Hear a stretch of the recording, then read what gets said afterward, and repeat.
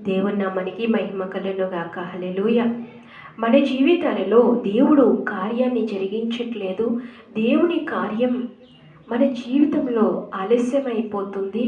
దేవుడు ఎందుకు నాకు ఏ మార్గాన్ని చూపట్లేదు అనే స్థితిలో గనక ఈరోజు ఈ వీడియోని చూస్తున్న వారు ఉంటే ఈ వీడియో మీకోసమే.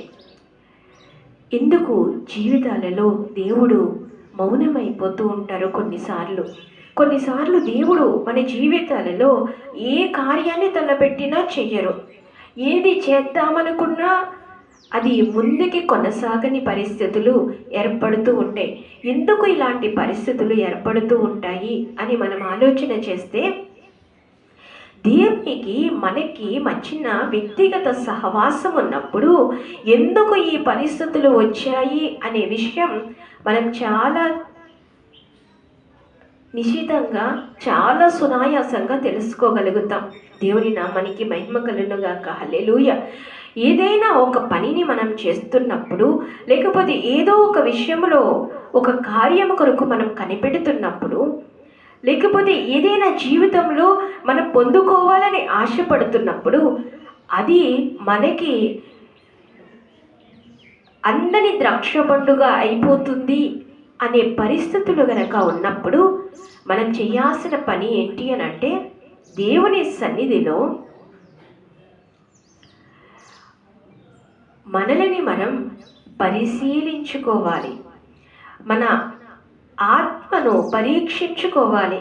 ఏ ఉద్దేశంతో, ఏ ఆలోచనతో, ఏ ప్రణాళికతో, ఏ కోరికతో మనం ఒక పనిని తలపెట్టుతూ ఒక ఉద్దేశంతో మనం ఎలాగ నడుస్తున్నాము, ఆ పని యొద్ద నుంచి, ఆ సమయం నుండి దేవుడు మనకి మన జీవితంలో అడ్డుకట్టలు వేసినటువంటి సమయం మన జీవితంలో ఉంది అని మనకు అర్థమైనప్పుడు, దేవుడు మనకి అడ్డుకట్ట వేశారు అని మనకు అర్థమైనప్పుడు, ఎప్పటి నుండి అడ్డుకట్ట వేయబడింది, ఆ అడ్డుకట్ట వేయబడే సమయం అంటే మనకి ఆలోచన పుట్టడానికి, కొంతమందికి ఆలోచన పుట్టడానికి కొన్ని సంవత్సరాలు పట్టొచ్చు, కొంతమందికి కొన్ని క్షణాలే పట్టొచ్చు, కొంతమందికి కొన్ని నెలలు పట్టొచ్చు, కొంతమంది కొన్ని సంవత్సరాలు ఎడతెగని పోరాటంలో ఉండి అప్పుడు వాళ్ళకి ఆలోచన కలగవచ్చు.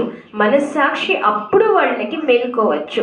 మనస్సాక్షి త్వరగా మేలుకునేది ఎవరికేనంటే, దేవునితో సన్నిహిత సహవాసం ఉన్న వాళ్ళకి మనస్సాక్షి వెంటనే మేలుకుంటుంది. దేవుని నామానికి మహిమ కలుగునుగాక. హల్లెలూయా.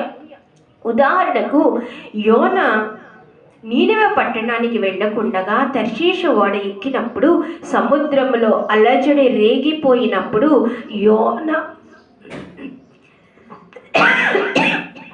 యోనా మనస్సాక్షి వెంటనే మేలుకుంది. యోనాకు అర్థమైపోయింది, దేవుడు నా నిమిత్తమే దీనిని తీసుకుని వచ్చారు. ఎందుకనంటే నన్ను నీనెవెకి వెళ్ళమంటే నేను వెళ్ళకుండగా తర్షీషు వెళ్తున్నాను కాబట్టి దేవుని మాటను నేను ధిక్కరించి దేవుడు నిర్దేశించిన మార్గంలో నేను వెళ్ళకుండగా నాకు ఇష్టమైన మార్గంలోనికి నేను తొలగిపోయి వెళ్ళిపోతున్నాను కాబట్టి అందుకే దేవుడే దీనిని అనుమతించారు అని యోనాకు అర్థమైంది.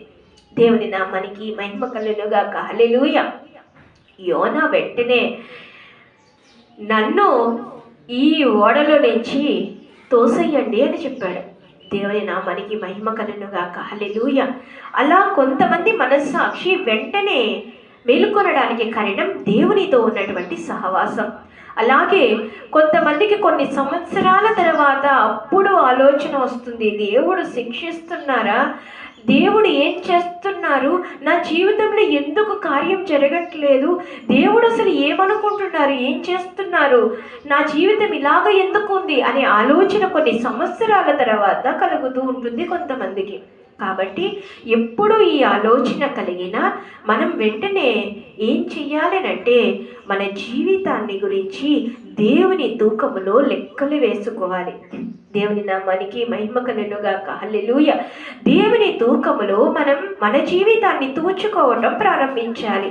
నా మనస్సాక్షి దేవుని ఎదుట ఎలాగ ఉంది, నా ఉద్దేశాలు ఎలాగ ఉన్నాయి, నా ఆలోచనలు ఎలాగ ఉన్నాయి, నేను ఏం చేద్దాం అనుకున్నాను, ఎలా చేద్దాం అనుకున్నాను అంటే అది ప్రణాళిక. నేను ఏ ప్రణాళికను అవలంబించాలి అనుకున్నాను, ఎలా చేద్దామనుకున్నాను, ఏం చేద్దామనుకున్నాను, అది దేవుని సంకల్పములోనిదా, దేవుని చిత్తములోనిదా, లేకపోతే దేవుని ప్రణాళికలోనిదా?